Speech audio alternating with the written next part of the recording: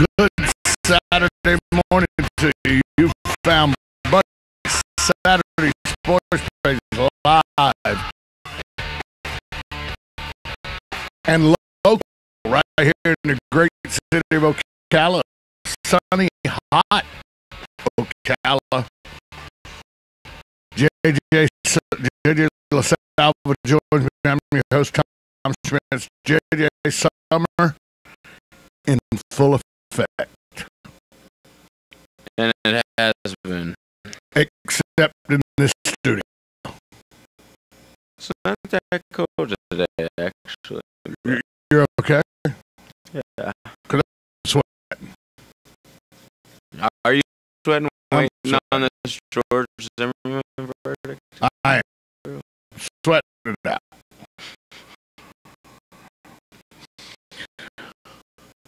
In the sports world, lots going on, but nothing bigger than Aaron Hernandez. If you've been asleep like Rip Van Winkle or under a rock or something and don't know what's going on, Aaron Hernandez, former Florida Gator, former New England Patriot, charged with murder and the death of Odin Boyd. Now, a week and a half ago, JJ, it looked like slammed up. You heard all this stuff, the rent-a-car, the people, you know, it looked like the cops had computers they'd found a secret apartment, you know, they were investigating for a double homicide in Boston in 2012. Well, now affidavits that were gained by the USA Today newspaper sports section. I don't know if it's such a slam dunk anymore, because the two accomplices, supposed alleged accomplices, Carlos Ortiz and what Edward Wallace, I think his name was. Wallace.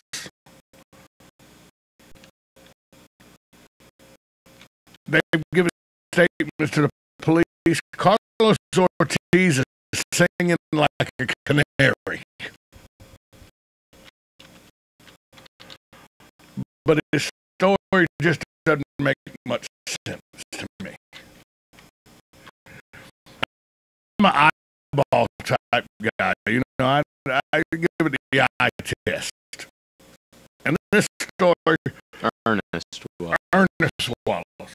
Let me tell you, here's the story that he's given in his affidavit, an affidavit for his arrest on probation violation.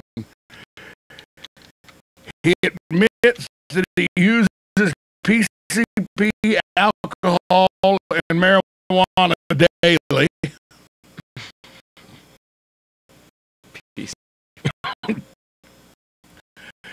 He was ordered to enter an inpatient drug abuse program. Didn't keep that. Over the next month, he ducked treatment by claiming to have lost his cell phone. And according to the affidavit telling his probation officer on June 18th, the day after the murder, that he didn't know really where to go to the drug treatment. When he does get to it, that was 6 days after a drug that showed Ortiz tested positive for alcohol, cocaine, PCP, and THC. He's got all kinds of letters that he's tested positive for. Not only that, his criminal record is extensive. He's been charged with assault, larceny, criminal mischief, hindering an officer, and like I said, he admits to using PCP, coke, and marijuana on a daily basis.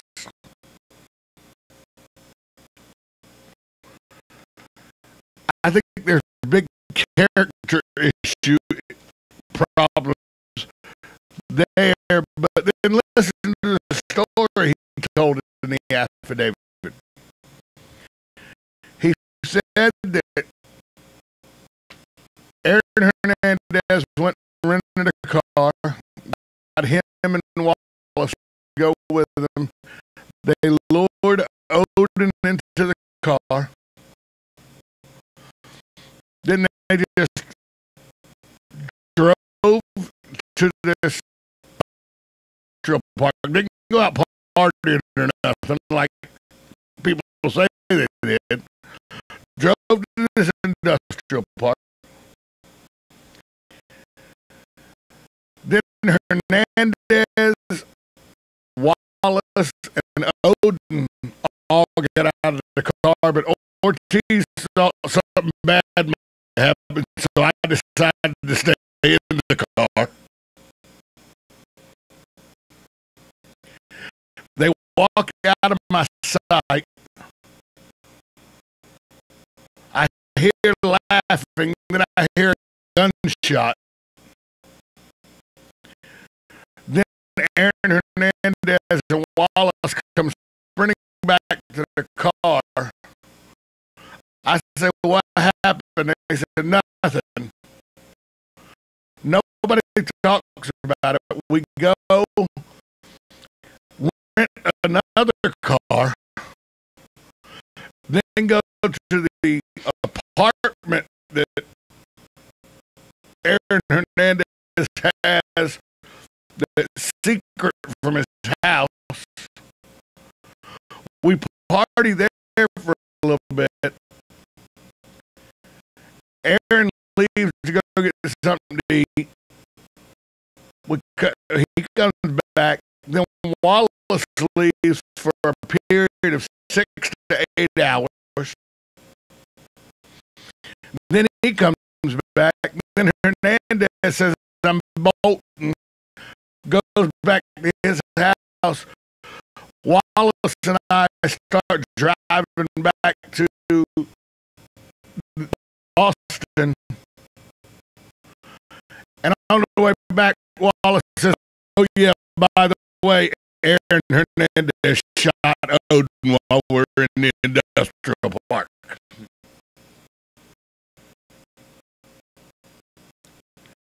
Now, it may prove to be that that's an accurate story.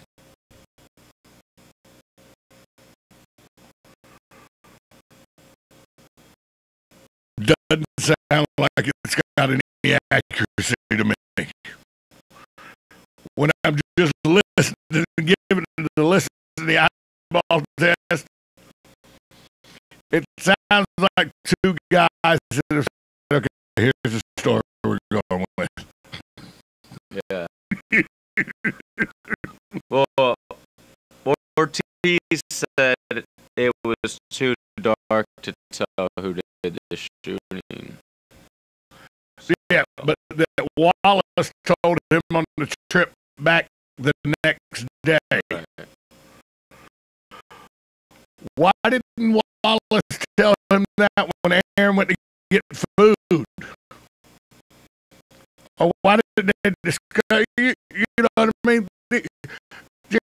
How many times have you been involved, JJ, in not murder, not murder, but in like a scrap with your boys or something, Oh, you talk about it and right away. and it gets retold. How many times does it get retold over and over and dude, you see that?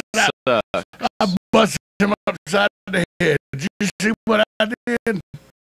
Or I got busted upside the head. But you talk about it incessantly. Yes.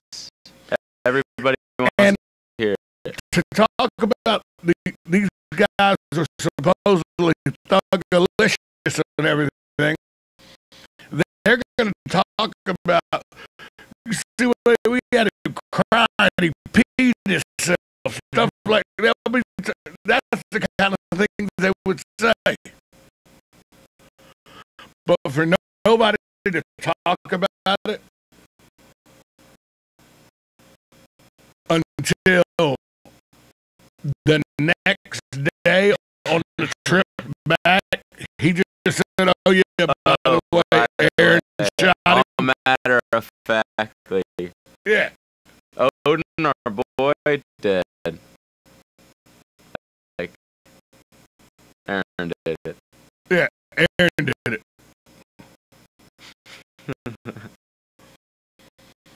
I think now the prosecution is going to have a little trouble. And this happens a lot in murder cases when you have witnesses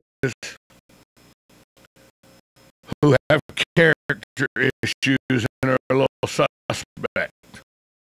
Good defense attorneys eat these people for dinner. Yeah, I can't wait to see these guys on trial. And there's no murder weapon.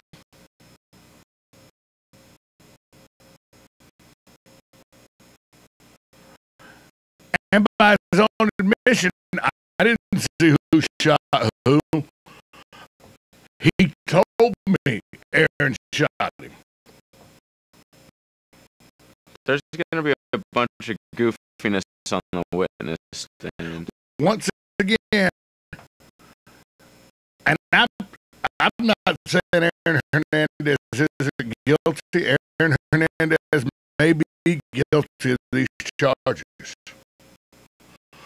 But once again, a few weeks ago when all this hit the fan, everybody was quick to say, "Oh, look, Aaron Hernandez is a terrible human being. He's a murderer."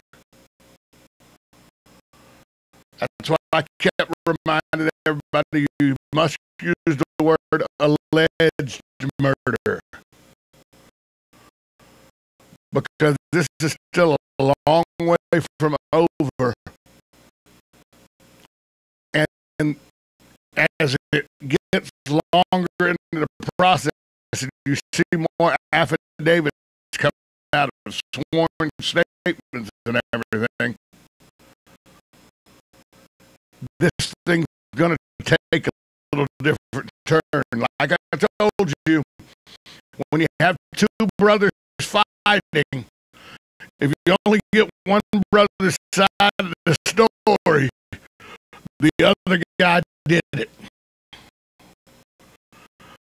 But that's why in a court of law you get to hear both sides of the story. And I think there may be a lot more to this story than is being told by the prosecution. And just from this little bit here, I mean, you know, JJ, what is a defense attorney going to do to a guy who says that kind of story and then has been arrested for assault, larceny, criminal mischief, hindering prosecution, and then he admits that he uses PCP, pot, and coke on a daily basis? It's easy. How do you know what you saw, Carlos? You were on PCP. every day. You were on a little angel dust. How do you know what the hell you saw? They're gonna rip him apart, but you know, sometimes those kind of people don't take the stand, but they still have depositions. And then Wallace. And somebody said, well, but Ernest was there. Ernest bolted to Florida for some reason. What's up with that? Yeah. Ernest said, peace out, I'm gone. Just slight show guilt, no. But it leads you to think he was getting out of Dodge for a reason. Yeah, all three of these guys are still being held without bond. In the meantime, Aaron Hernandez is still in solitary confinement. The Bristol County Jail reported that they still think it's in his best interest to stay in solitary confinement, not in general population. They think will be viewed as a prize by violent inmates. Quite possibly. Definitely. But here's the thing, and I'm going to draw this correlation, and nobody has. I haven't heard anybody talk about this yet. Let's remember a guy who the commissioner of football called a hero to the game. He just stepped down as linebacker for the Baltimore Ravens. Thought of as a role model now. Let's recall in 2000, he was charged with a double murder. Ray Lewis subsequently pled to misdemeanor obstruction of justice. Some people say, well, you know, you say what you want about Carlos Ortiz with Aaron Hernandez, but Hernandez destroyed his phone, he destroyed his surveillance system. You know, you don't do that unless you're guilty. Ray Lewis had clothes burned. He had people lie to the cops. He had a knife thrown out of a window in the car they were traveling in, so the murder weapon was gone.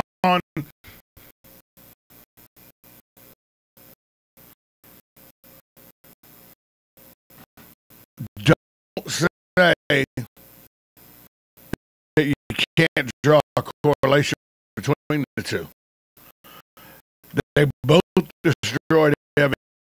They both lied to police, or allegedly lied to police. And you see what happened to Ray Lewis?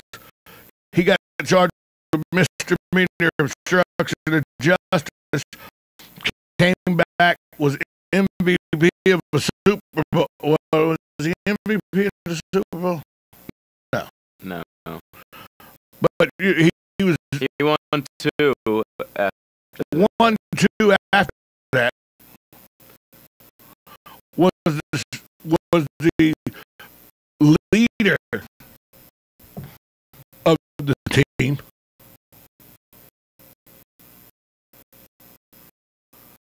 And nobody talking bad about Ray Lewis. I'm not saying Aaron Hernandez is a good guy. All indications are he's a bad seed. But all indications in 2000 when Ray Lewis's entourage was charged, was investigated for a murder outside of Jelly Roll nightclub in Buckhead in Jacksonville. I mean, in Atlanta. All indications were Ray Lewis was a bad seed at the time, too. But when it all was said and done, Ray Lewis came out smelling like a rose and had a long and prosperous NFL career. I don't think the book's closed on this yet, and let me remind you again. Carlos Ortiz, who so far is the star for the prosecution,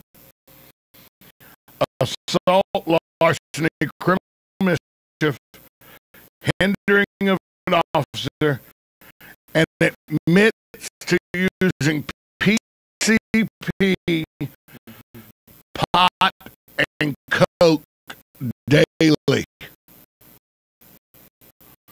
Now, I know some of you out there going, my marijuana daily. A lot of people do that. Yeah. A lot of people use cocaine daily, too. It ruins your life. I don't know. I've never met, and in my 20s, I was not the nicest guy in the world. I may have been known to smoke some pot or use some cocaine in my lifetime when I was a lot younger. But I never in my life met anybody that used PCP ever. I don't know if anybody that was ever doing PCP. And if they were, I'm sure they wouldn't do it daily. Because angel dust, from all indications, when you do research and read about it, it's not to be messed with. It's one of those drugs that can't be a functioning part of society. It's one of those drugs that, you know, we didn't even, when we were experimenting with drugs in our early 20s, the group I hung out with, it was one of them drugs we didn't even come close to. Yeah, you don't even really know what it is. I didn't even know. I have no idea. Like, who's Aaron Hernandez hanging out with? These are the people that he surrounds himself. I couldn't, which is not a good thing, by the way. That right there says he's probably a bad seed. Right. You have a mansion. But I wouldn't even know what PCP looked like if you put it out in front of me. Mm-hmm. And this guy was using I know what a PVC pipe looks. Yeah, I know what PVC looks like. But this guy says he was using PCP daily. You hear stories about people on PCP getting tasered by the cops 5 and 6 times and still coming at him. Remember, they said Rodney King had tested positive for PCP. Just Aaron Hernandez with bad people around him. It's going to take a long time. And trust me, people, if he's found not guilty, you will see Hernandez with his name on the back of an NFL jersey again in the NFL. Playing tight end for somebody. Like I said, somebody will sign him within a month of him getting out. Buddy Martin said, if Al Davis was alive, he'd sign him same day.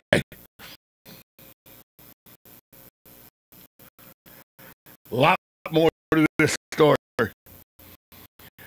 Coming up next, we're going to get ready for college football. We're going to look at the ACC. Plus, Shane Larkin, JJ's guy from the University of Miami, he's got some troubles in the NBA.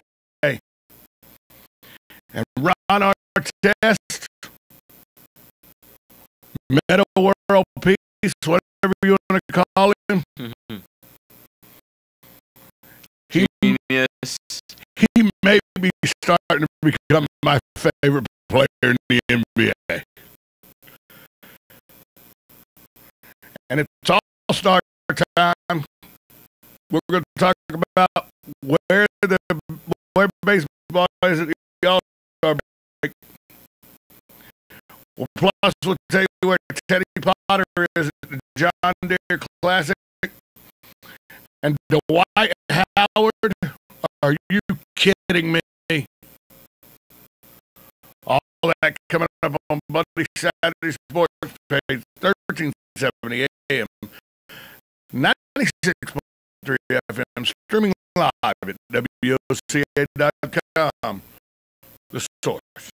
Since 1976, Daniel L. Hightower, lawyer, has been fighting for accident victim justice in North Central Florida and statewide. He believes everyone in America should follow the rules, including the insurance companies. He and his firm have experience fighting for victims of personal injury, wrongful death, workers' compensation, and Social Security disability, as well as serving those in need of help with bankruptcy, simple wills, and estate plans. The mission at the law offices of Daniel L. Hightower, PA, is to represent the deserving clients and recover the maximum benefits they are entitled to by law in a timely manner. In personal injury and workers' compensation cases, there are no fees or costs unless a recovery is made. The law office of Daniel L. Hightower is located at 7 East Silver Springs Boulevard, Suite 300. For your free consultation, call 352-629-7777 or 1-888-LAW-1976 and visit danhightower.com for more information. Daniel L. Hightower, PA lawyer, fighting for accident victim justice, the proud sponsor of Ask the Cops. Like a good neighbor, State Farm is there, and so is State Farm agent Angie Lewis, working hard to serve her community as a citizen and an insurance agent. Angie wants to help you as you adjust your insurance needs to your life, from everything to helping educate your teen driver to protecting your family against everyday risks.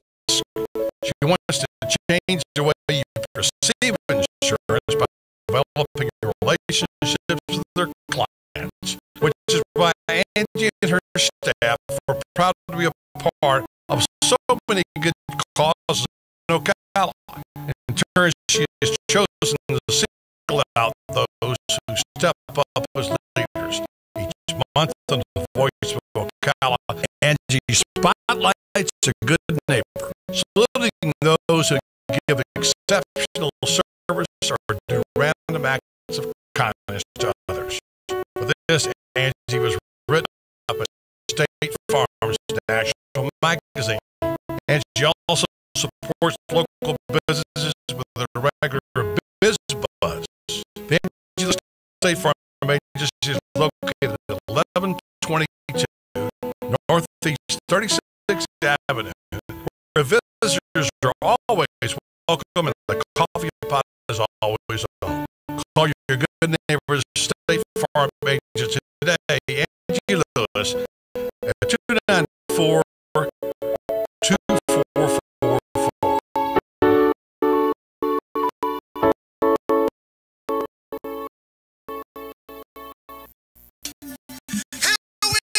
Hello all, Joe Martone here for karaoke time. You hear me each morning for the segment of Fun with Joe. Well, fun is what I do. So then next time we want to have a get together for fun, any reason, give me a call. 470-0276 for karaoke time. That number is 470-0276. Everybody likes to sing, and with the words on the screen, it's just that much easier. Call karaoke time 470-0276 for the next event, big or small. Karaoke time and keep the fun in your business too. Hey, I didn't know it rained last night Oh, but it didn't. Why do you say that? because little Johnny's in the backyard playing in that big mud puddle. Did you leave the hose on? No, the neighbor already yesterday. Wait, is that the side with the septic? Johnny, get out of there! Having septic problems? Mike Scott Plumbing, we can make those septic worries disappear. We can pump your septic tank, repair your drain field, and, if needed, even install a whole new system. At Mike Scott Plumbing, we don't take crap from anyone. We take it from everyone. 237-2888. Mike Scott Plumbing. If water runs through it, we do it.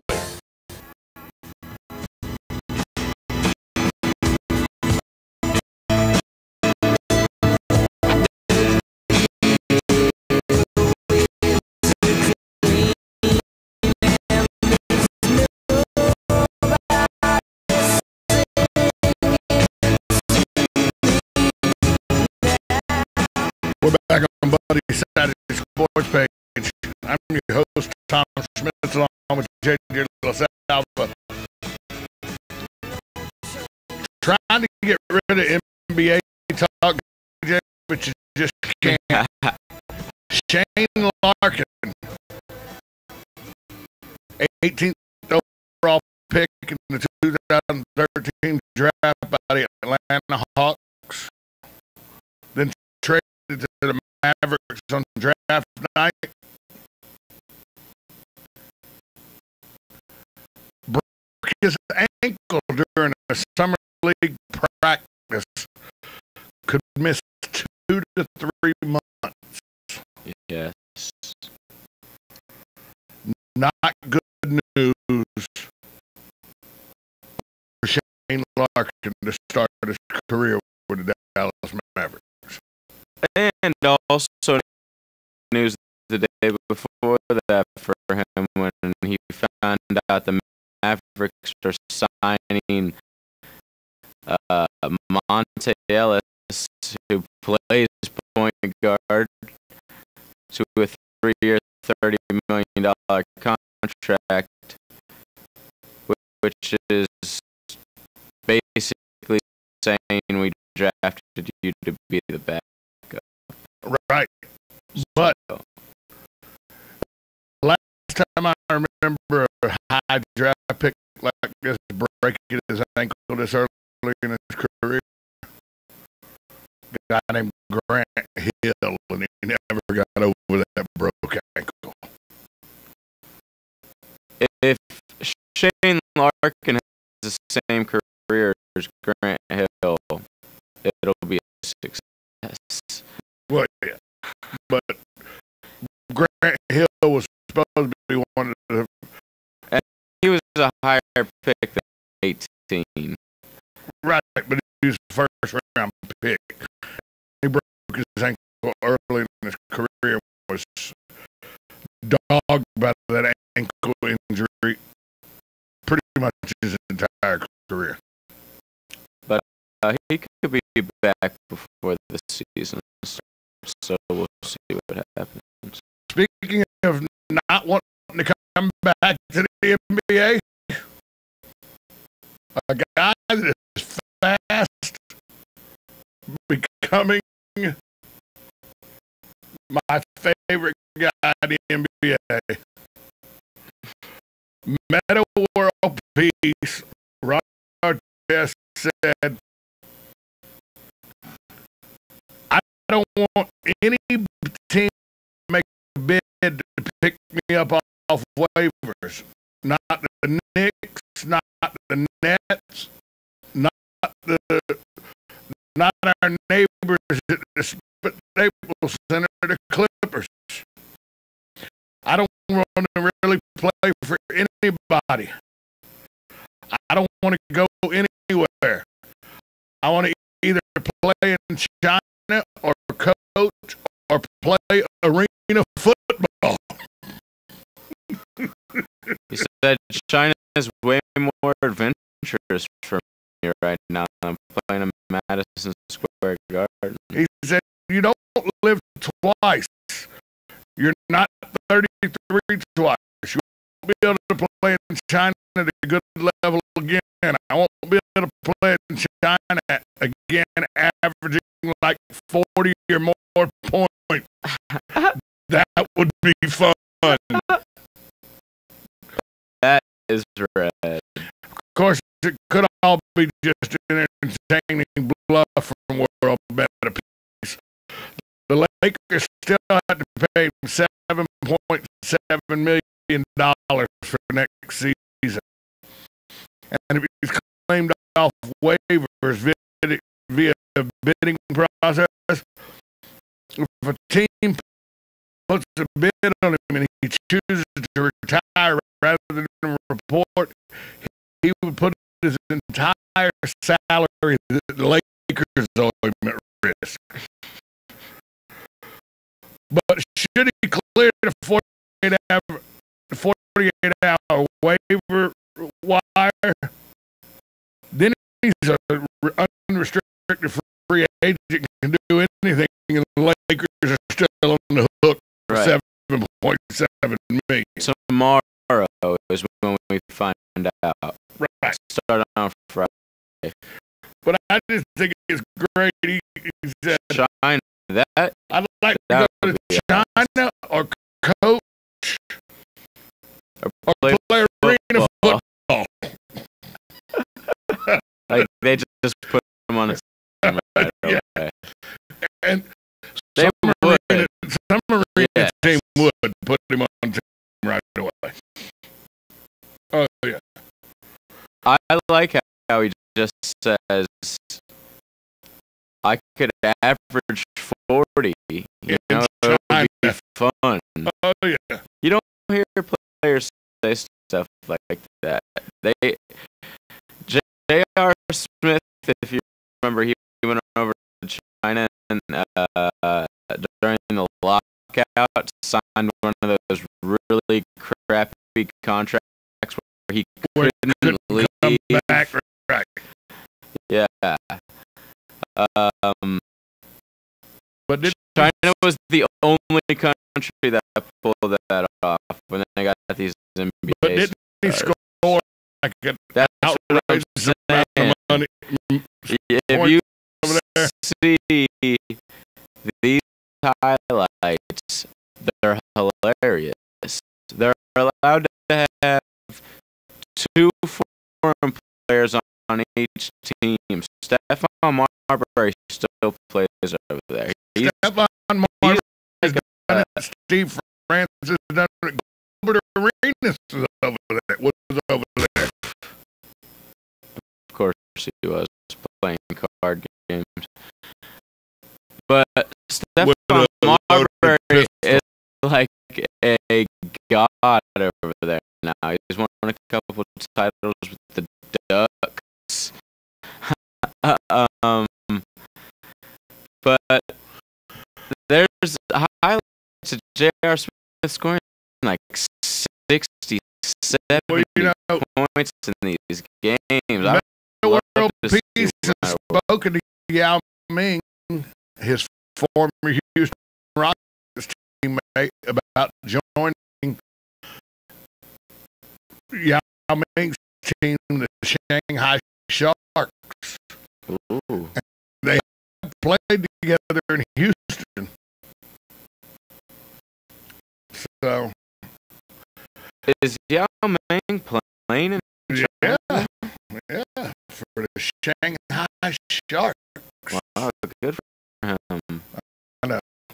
Good guy.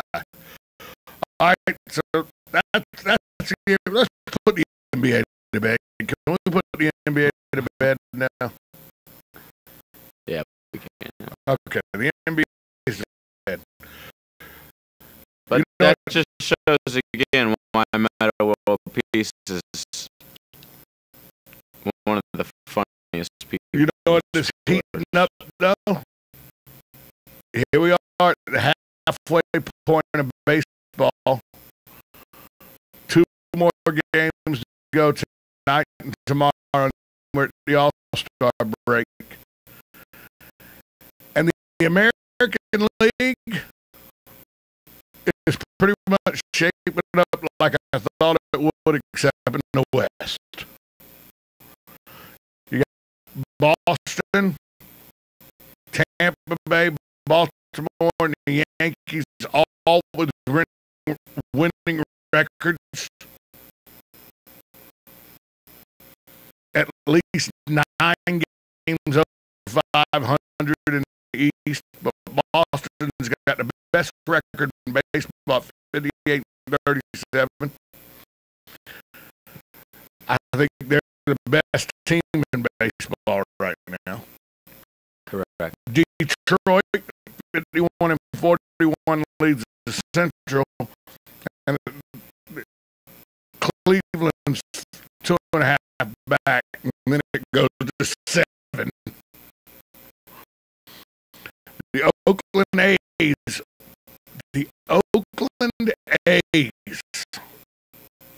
54-39. All Billy Bean does is win regular season games. Yeah. They can't win in the playoffs, but they can win regular season games.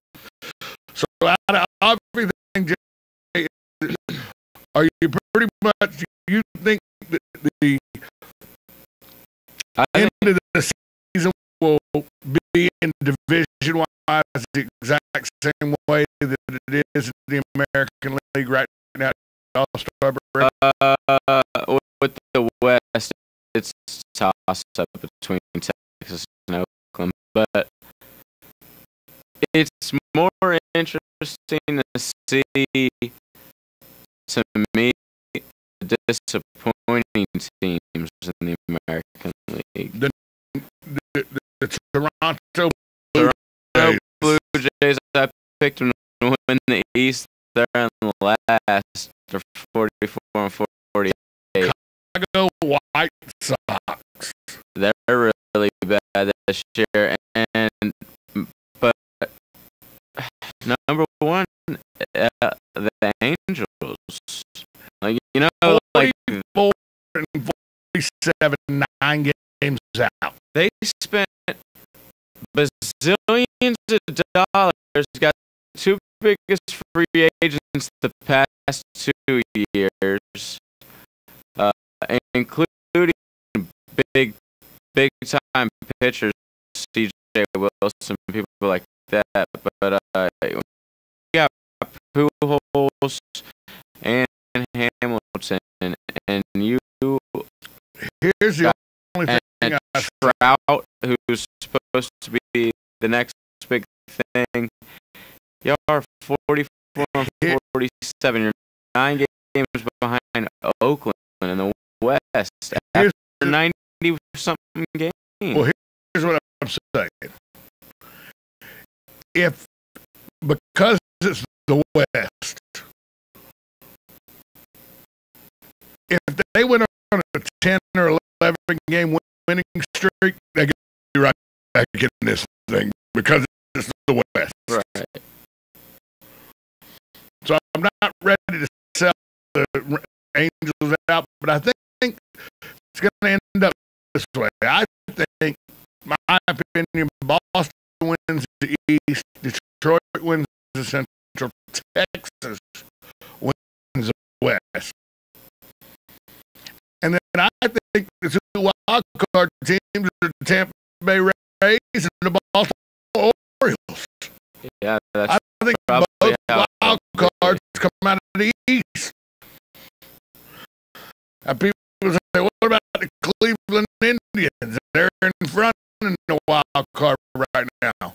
No, they're not. The Tampa Bay Rays are. The Texas Rangers. But it's percentage points. The Rangers are technically ahead, but I believe the Rangers win the division, and I believe Oakland falters. So I believe the wild cards both come out of the East for a one-game playoff, which I think is just dumb. A one-game playoff. yes. Then you got the National League.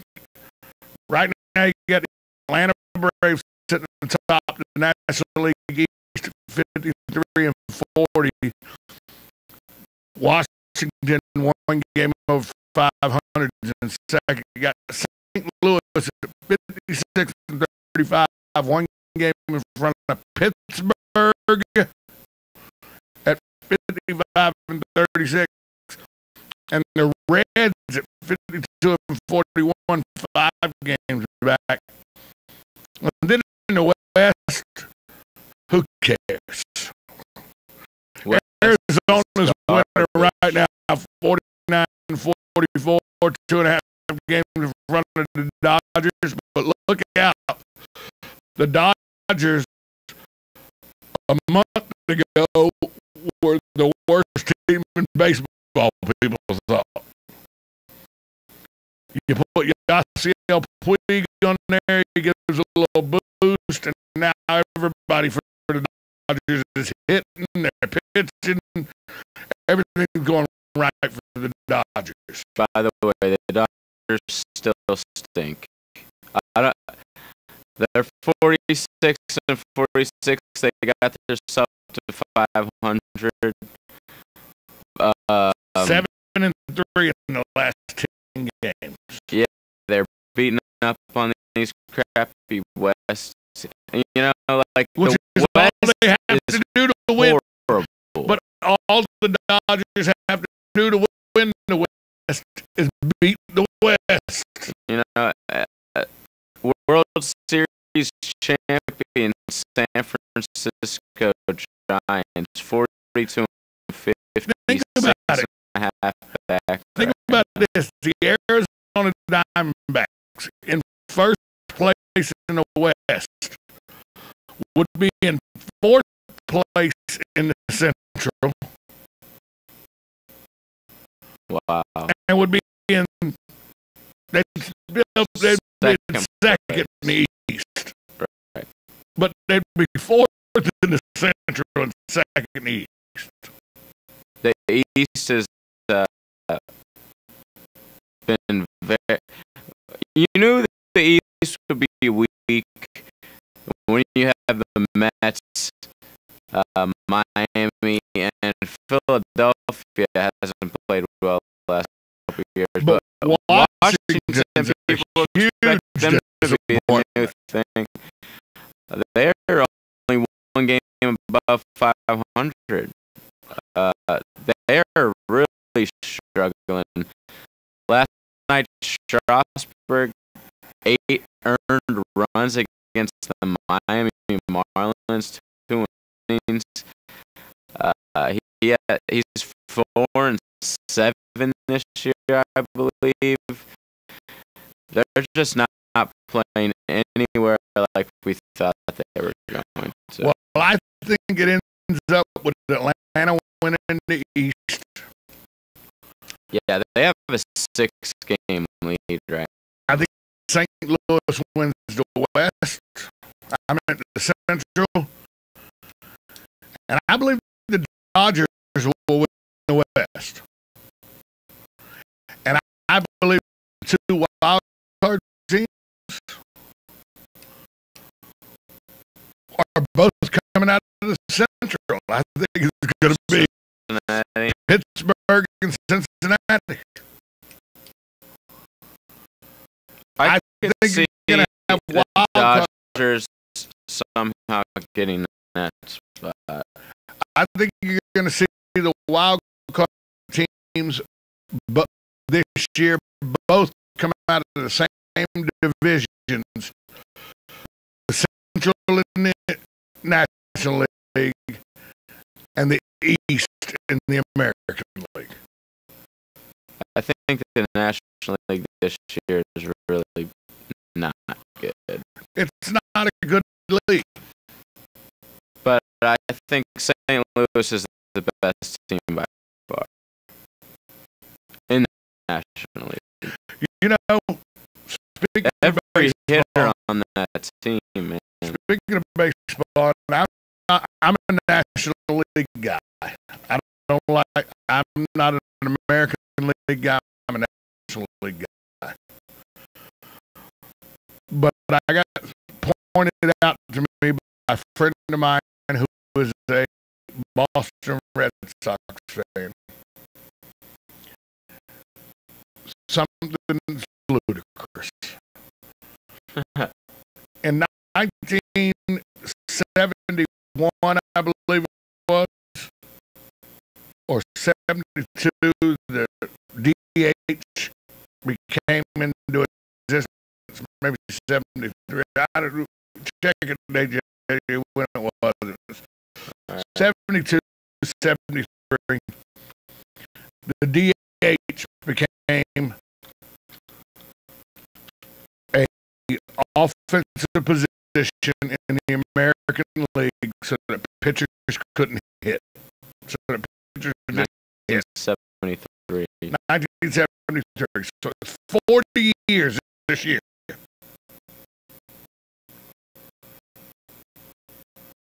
Correct.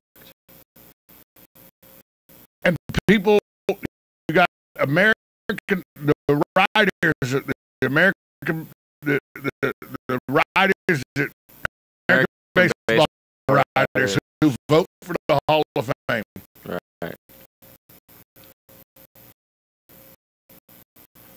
Who still won't vote for a DH because they don't play the position in the field. It's not a position. It's just a bat. I'm sorry, the DH is a position now in baseball.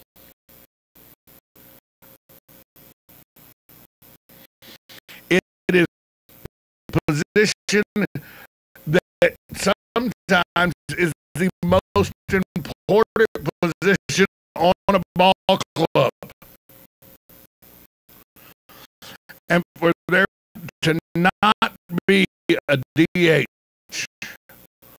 like Harold Baines or somebody like that, even considered for the Hall. David Ortiz, I think, will be in there. But is he? And he just broke the record for most. Right. He beat just by Harold Baines. But remember, David Ortiz played the first 5 or 6 years of his career as a first baseman. Well, yeah, everybody started out as a position player, you don't get to the big leagues as a designated hitter. Your lack of fielding ability makes you become a designated hitter. Successful fielders should always be. So David Ortiz should have been like. But I just think it's ludicrous that writers won't vote for a guy because he's a DH. It started out as a 2-year experiment. Hello, 40 years later, it's still there. Do I like it? No, I don't like it. Edgar Martinez was a DH, right? I think it allows pitchers easy way outs.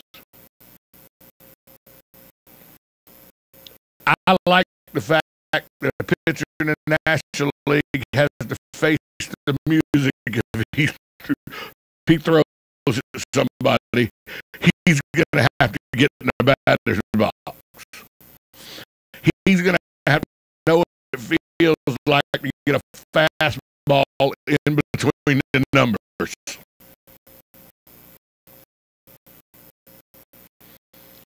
You don't have that problem in the American League. Which is why Roger Clemens, when he was in the American League, would throw inside high and tight on people. And when he was in the National League, he kind of relaxed on that.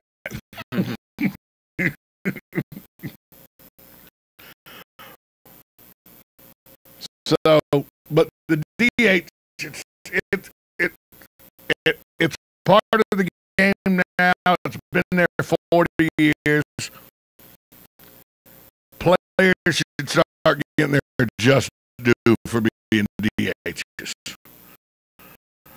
Believe me, if Julio Franco would have played in the American League all his career, he'd still be playing at 68 right now. I take that back. Julio Franco is 168, I believe. He's still playing somewhere. Yeah, Mexican League or something. You never know where Julio Franco is.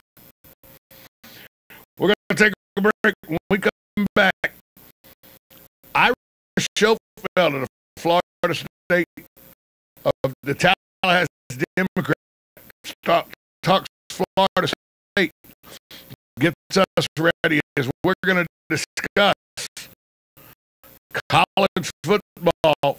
46 days, JJ. Are you ready for this?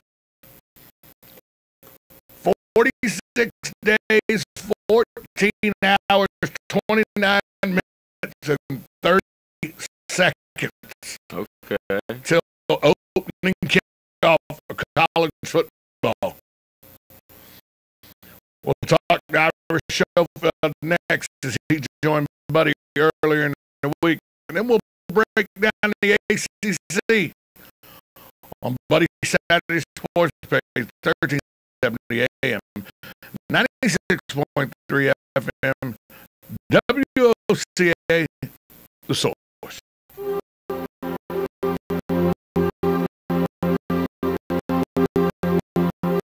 Dry, itchy, scaly skin. Do you have psoriasis? Consider joining our research study. Rinstar Medical Research in Ocala is conducting a research study evaluating the effectiveness of investigational combination of two study medications for moderate to severe plaque psoriasis. You may qualify if you're between the ages of 18 been diagnosed with moderate to severe plaque psoriasis for at least 6 months.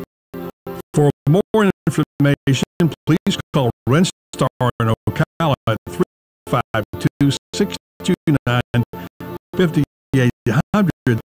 Qualified participants may receive study-related medical care and study medication. Compensation for time and travel may also be provided. To find out more information about this psoriasis study, please call Renstar Medical Research at 352-629-5800. That's 352-629-5800. Renstar Medical Research, seeking tomorrow's answers to the health questions of today.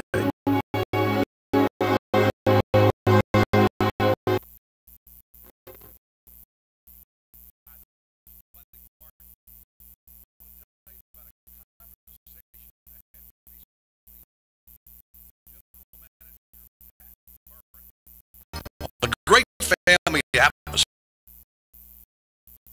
of Ocala. It's a family first club. Again, we,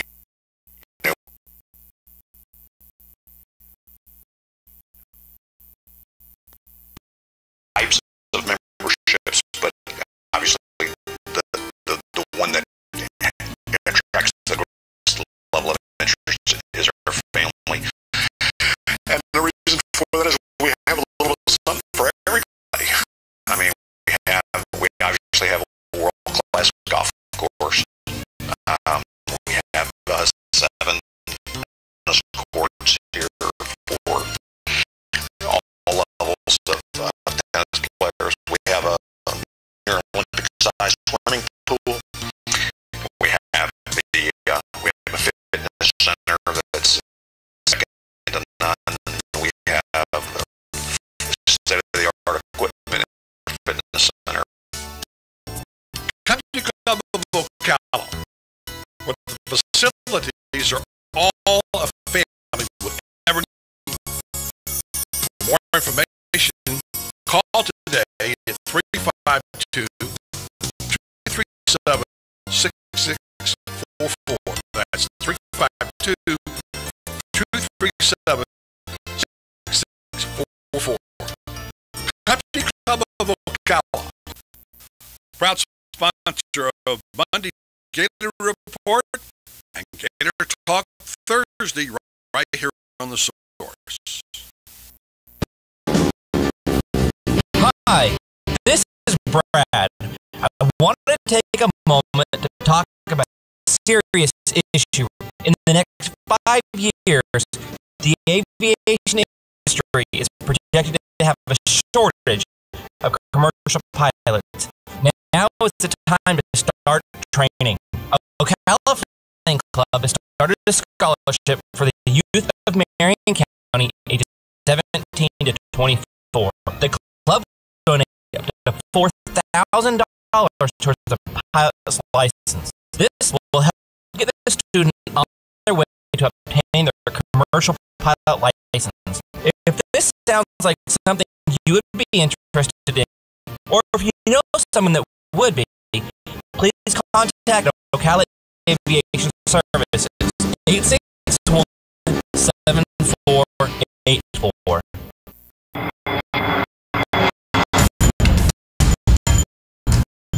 Hi folks, I'm Seth McBride with Pasture Sports. Here today to tell you about our annual early buy school uniform sale, calling all students and parents. Now is the time to buy your school uniforms from Pasture Sports. Buy now, save huge next year. So come on down to Pasture Sports for the only big school uniform sale of the year. Located on Highway 200 across from Honda Ocala,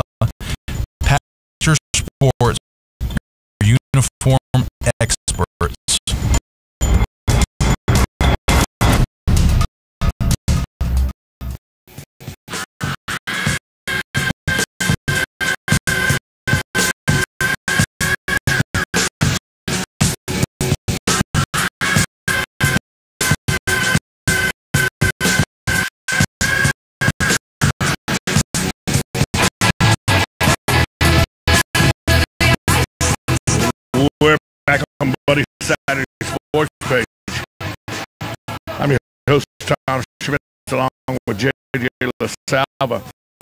Earlier this week, getting ready for college football, Ira Schofield of the Tallahassee Democrat, sports editor of the Tallahassee Democrat, stopped by the show to talk with Buddy about Florida State football. Here's that interview with Buddy Martin and Ira Schofield.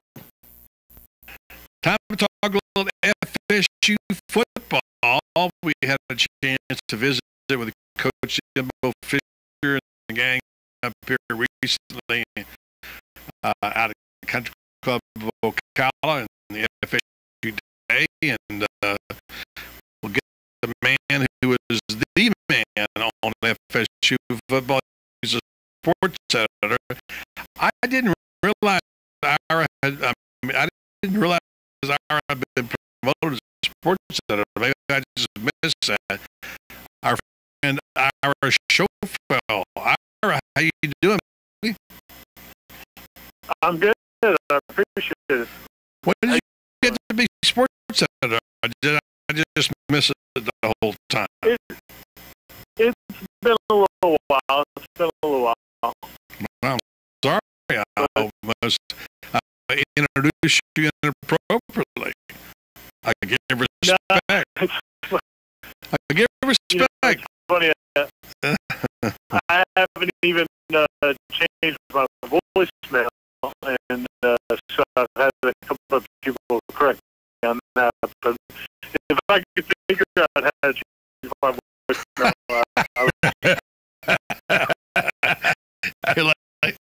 like all sports editors, when it comes to that. Yeah, for sure. Well, we enjoyed our visit with Jimbo. I don't know if I think I've talked to you since then. That was a bit of months ago. And we spent 45 minutes with Jimbo. And I said, well, I'm keeping you, coach. Oh, no. I'm available.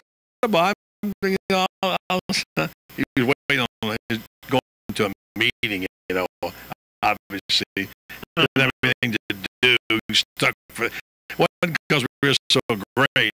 He was just hiding out from all the fans, what he's doing. But well, he loves talking football. He does love talking football. He gets criticized a lot. And I've heard it from FSU fans. Stop me straight on this. Did he run off a bunch of coaches, or they just get tired of him, or what happened with the coaches? I think it's a little bit of combination. I think it's a little combination of both. They all got offers. On paper, they all got offers that you could say are promotions.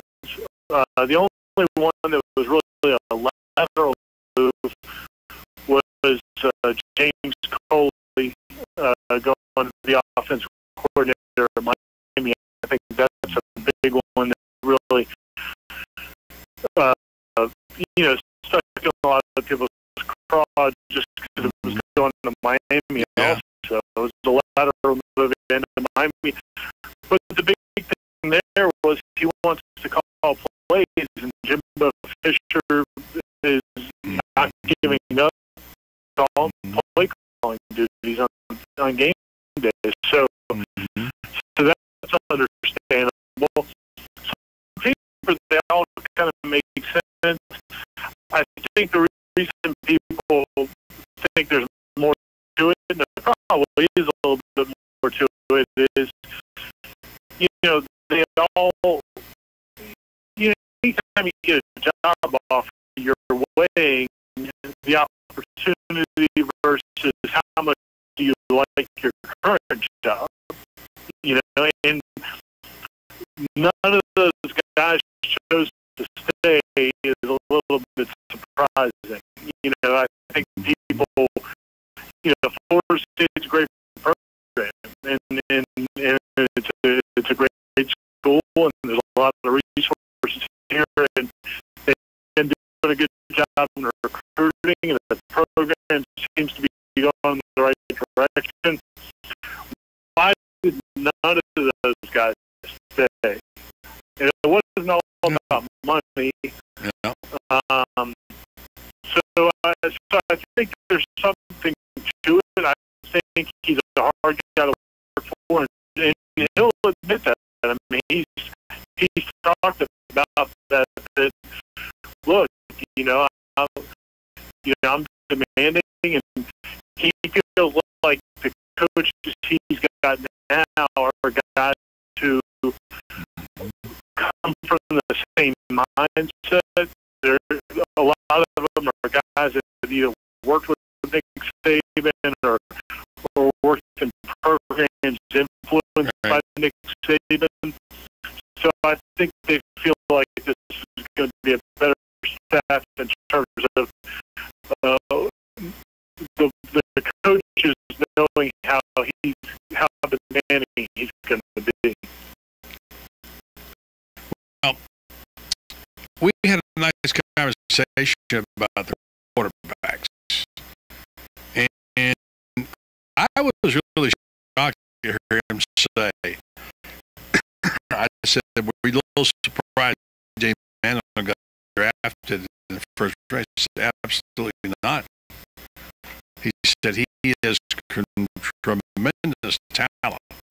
So I can't tell you how smart he is, how quick he is. He said he was a really terrific quarterback, and he'll be even better in the NFL. I didn't know he was that good. Was he? A lot of Florida State fans yeah, I mean, 23 touchdown passes. I guess last year was in 10 picks. It wasn't too bad, but I mean, I saw Emmanuel, a guy who made big plays at times, but seemed to lack consistency, especially with his throws. Who had, I think, a good arm, not a great arm, but I didn't see much else. What was I missing? I think all you're saying is fair. I think, I think two things that really helped him, well, three things that really helped him out in terms of the NFL. Number one, as Jimbo told you, he's extremely bright, extremely personable. I think he's a guy that the more you're around him, the more you like him. So I think the longer when they first went into the draft process, he was maybe a second or third round guy, maybe a fourth or fifth round guy. Some teams, I guess, had him like a sixth round pick grade. But the more he was in the combine, pro days, and around, and the private visits and workouts, the more teams were around him, the more they kind of fell in love with his personality as a leader and those types of things. The other thing that really helped him is running this offense. This is, college football has been swept by these spread offenses, and they're great and they're potent, but all these quarterbacks that go up to the line of scrimmage and then go over and look to the sideline to find out what to call, that's not what the NFL wants. Yeah. I mean, they're starting to incorporate some of that read options. But they want to know a quarterback can stand up to the line, identify the middle linebacker, Right. read the defense, get them in the right play. Jimbo puts that all on his quarterback. I think it helps them when it goes to the draft. Christian Ponders, another guy people didn't expect to go in the first round. Right. But on the others, Excuse me. He did say that Manuel was really good at changing the line of scrimmage. He thought he was really good at that. So that's the part you don't know if you're not inside the program. And of course, the trick about that, no, it could be Jameis Winston. You know, Yeah. there's a lot of people. well, I say he did mention Jameis Winston, who's got a great arm, by the way. I saw him in baseball. I saw him Yeah, throw a guy for right field. He did mention James Winston, right? I'm sorry, I got it mixed up.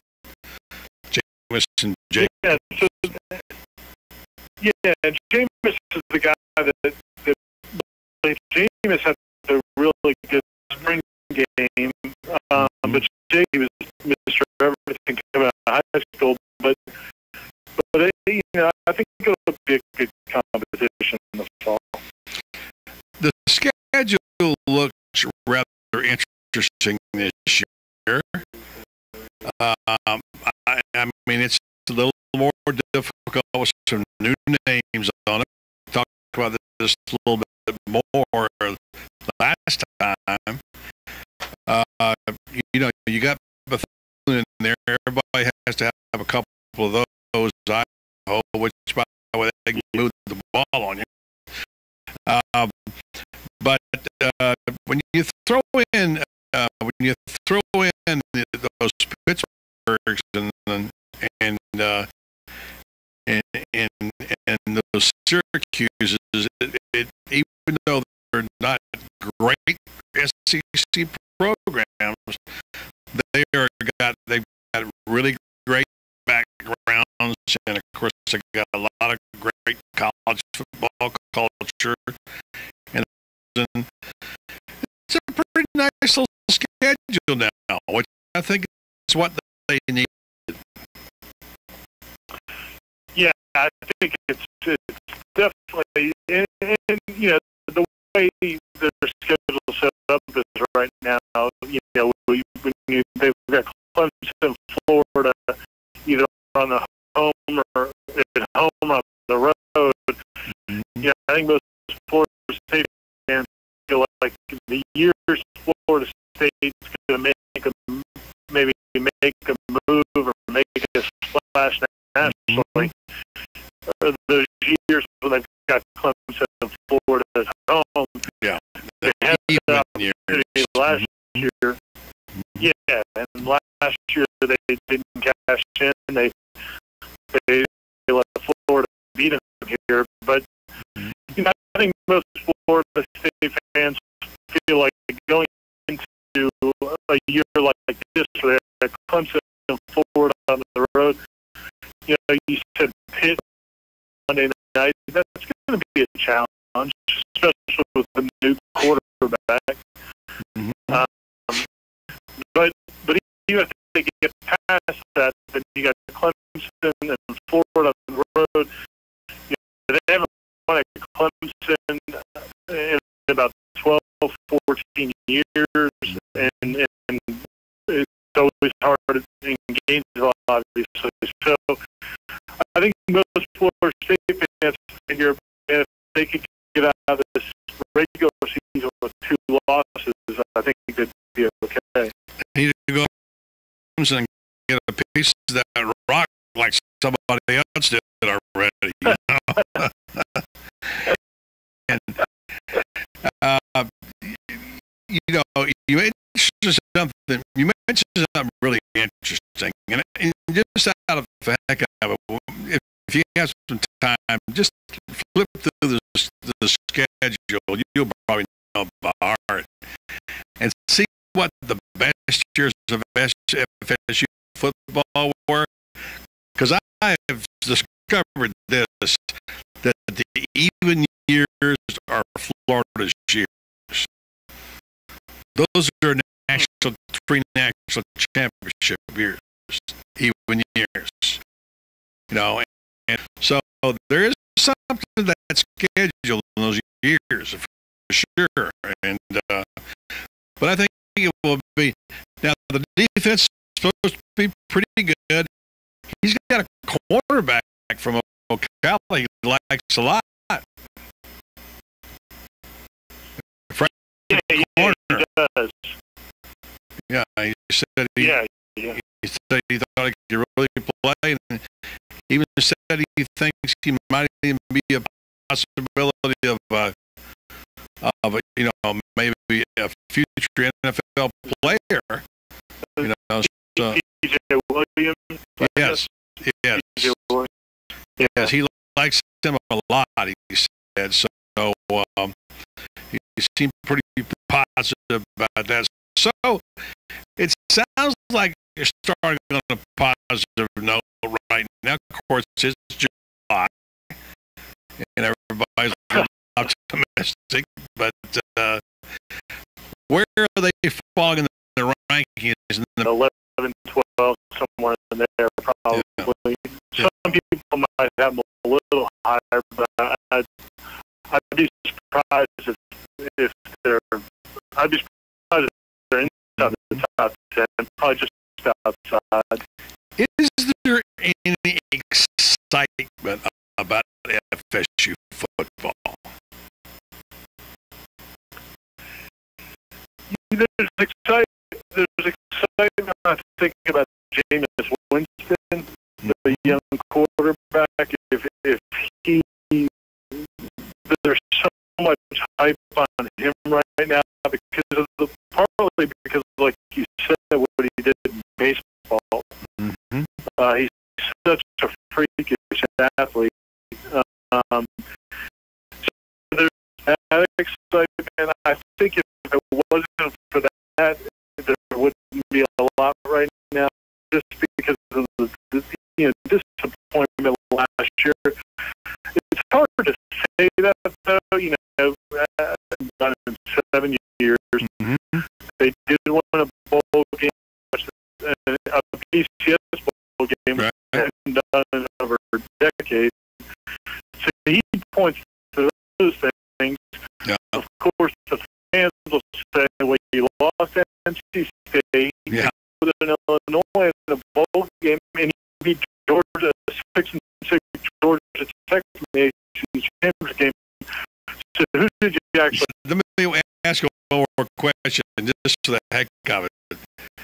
Who's on the media guide? What players? My guess is it's going to be several guys. Yeah. I just don't think this isn't a team that has a marquee player. Yeah. Their best players on defense. They've got several of them, but none are superstars. Christian Jones is a very good college linebacker.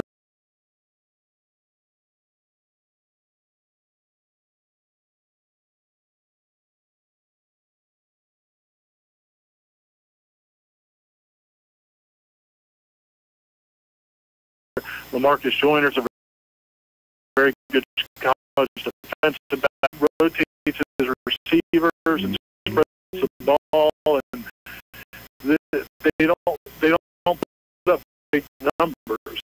Nobody. So that'll be interesting. So, and just that's always makes a statement about your program, right? FSU games on the station this year. So Great. we'll be catching up to you there and talk. You too. Thanks, buddy. Our show fell. That was Ira Schofield of the Tallahassee Democrat. Sports editor, his buddy found out during that interview. Sports editor, Ira Schofield. Plus, Ted Potter Jr. I'll tell tell you now, did Scottish Open, 3 birdies, and on a hole where he can make eagle.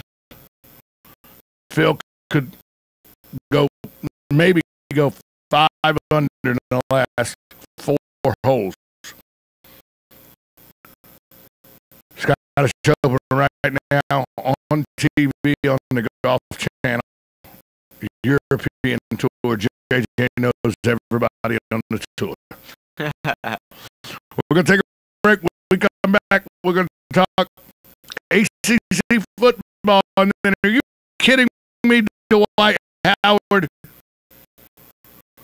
All that next on Buddy Saturday Sports Page, 1370 AM. This is Lisa Midget, owner of Kinetic Motion Fitness in Ocala, Florida. A lot of you have experienced our great classes and personal small group training, but did you know we now offer dynamic workouts on DVD?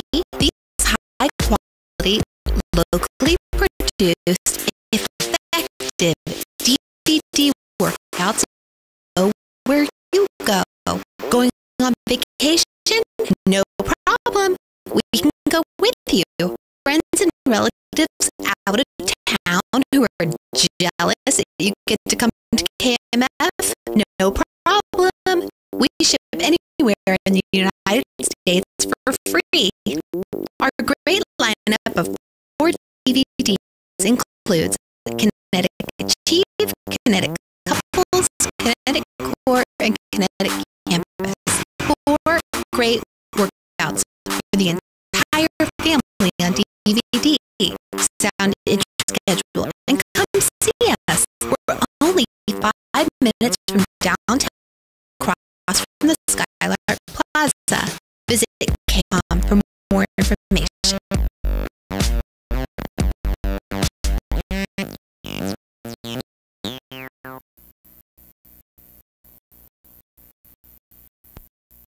July is the busiest vacation month of the year. So slow. This is Chris Spears from Prestige Auto Sales. Here's my plan to have a no bummer summer.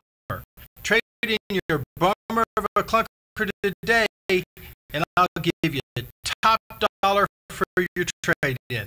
Don't waste your summer in a car that's a bummer.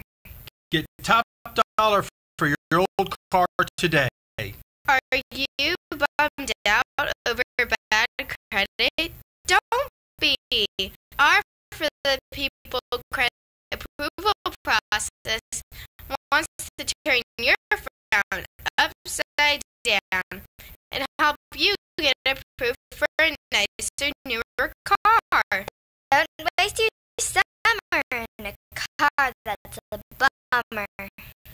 Kick your old car to the curb once and for all and get top dollar for your trade-in, regardless of age, mileage, or condition.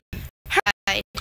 I'm Chris Spears, and I'm a dealer for the people. Visit us at Prestige Auto Sales online at prestigeforyou.com or call 694-1234. See you at Prestige. Universal Soil Solutions continues its quest to bring remediation through education to Marion County. Our staff is located in the Paddock Mall Center Court and ready to answer. Knowledge is only potential power. Take action. Let us educate you so you'll be confident in your decision making. You've got a garden with your host, Master Gardener Carol Ann Baldwin. Carol Ann answers your questions about your flowers, your veggies, your grass, your trees, questions about your bugs. And she's only on WOCA, so don't miss Carol Ann Baldwin, and you've got a garden each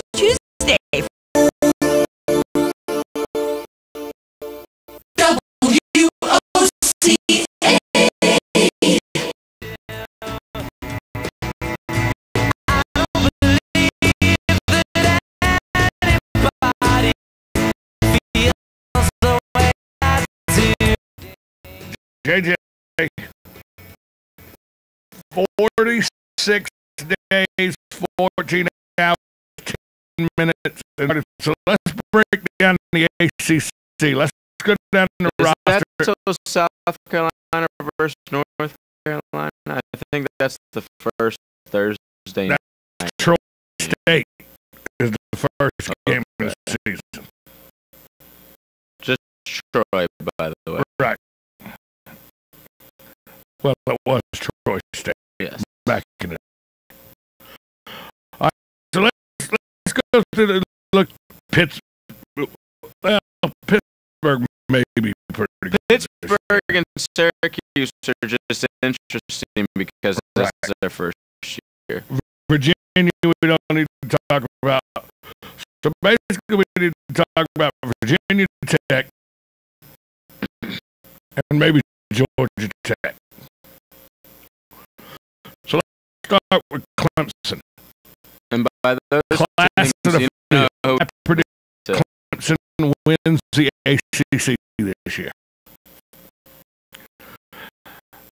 Florida State, probably the second best team in the conference.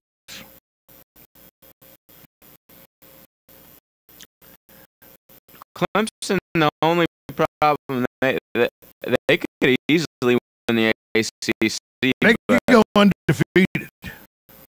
No, but I don't they won't see a nationally televised game in Atlanta. And they end the season at Carolina. At South Carolina. In between there, the rest ACC and mix in the Citadel, South Carolina State. But I think the most are playing their first year in the ACC. The team I'm looking forward to is I want to see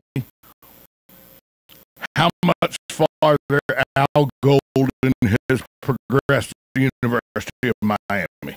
Yeah, this is a big year. They're playing Florida this year. And I think Al Golden, I don't know how long Miami is going to be able to keep this guy. No, he's one of the. I think he's with Temple, a program that won basically nothing. He got there. They were still sort of average, you know. They're 7-5 every year, something like that. But they don't have any recruits coming in, huge name recruits, because we have the NCAA cloud over hanging over you. And they're competing with doesn't have a big fan following. You know, it's just tough. It's a tough situation what he's doing right now. I've been to the University of Miami. I've seen the facilities. I've walked in the Division I program that has high school facilities. Yeah. The way private institution that it's expensive to go to has some of the worst facilities in college football. And then, what's the name of the stadium this year they're playing in? Exactly. They have to play where the Dolphins play. Right. So fans aren't coming out to see the Hurricanes because the Hurricanes are 7-5. They're average. But when you talk about Florida alumni and Miami alumni, like talking about somebody 6'8" and somebody 4'1". Yeah, definitely night and day when it comes to that. That's a state university. Miami's fans of the Miami football program, so you're not gonna be able to sell out an 80,000 at that. Oh man, it's gonna be that's a terrible game. I will be there. It was done for your team. Who's gonna win the Coastal in your estimation this year? Miami. You think Miami represents? It might not be allowed to go again. So they won it last year. So Georgia Tech will be in. Or North Carolina. Or North Carolina. Which really puts Florida State behind the 8 ball because they're down year. And how long does Jimbo Fisher stay as the coach of Florida State? If they, do you think he's there for a while? So I think Clemson wins the ACC. I think you could concur with that. Beating Miami in a championship game. That's a breakdown of the ACC. We'll break down the Big 12 next week, JJ. Or the Big 9 or the Big 15. I don't even know how many teams are in there. We'll break them down next week. Are you kidding me? Dwight Howard wanted $118 million from the Lakers to stay. But not only that, team, and now we find out that he told Steve Nash to go blank yourself when Nash tried to help him with free throws, the Laker, and he tells Kareem, "You old guy shouldn't be in the locker. Y'all should be." Are you kidding me? I'm not real sure Dwight didn't want to stay in LA as much as LA people, the fans would stay happy.